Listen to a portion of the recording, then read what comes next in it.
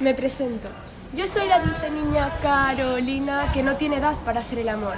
Mi madre me estará buscando, o eso es lo que creo yo. Pero entre tú y yo soy tu gatita sí que exploto como dinamita. Soy gata y araña, y soy todo lo que soy, porque tú eres todo lo que quiero. Y hoy quiero que le enseñes a mi boca tus lugares favoritos, pero pasito a pasito, suavecito, os lo voy a ir contando poquito a poquito. Porque yo estoy loca por un beso tuyo, charara. Loca por una mirada, loca y por ti desesperada, loca por hacerme 1000 pedazos en medio de tus abrazos. Él no quiere volver a hablar de princesas que buscan tipos que coleccionar a los pies de su cama. Él dice que siga mi camino, que sin mí le va mejor, que ahora tiene otra que se la hace mejor, que si antes era un hijo de pi, que ahora es peor.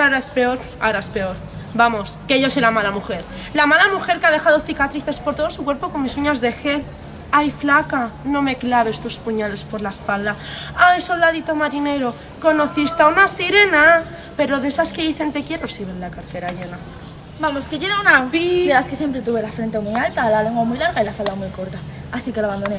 Como se abandonan los zapatos viejos, y destrocé el cristal de sus gafas de lejos. Y saqué del espejo mi vivo retrato. Y él tanto me quería, pero tanto me quería mazo. Tanto que tardó en aprender a olvidarme 19 días y 500 noches. Yo soy la Carolina, yo soy la Macarena, yo soy la mala mujer, yo soy la chica de ayer, yo soy la pobre diabla, yo soy por la que te hostiaste con el Seat Panda y yo soy todas ellas. Y hoy vamos a ser la mujer que nos dé la gana ser, porque papi chulo, papi, cállate y déjanos bailar.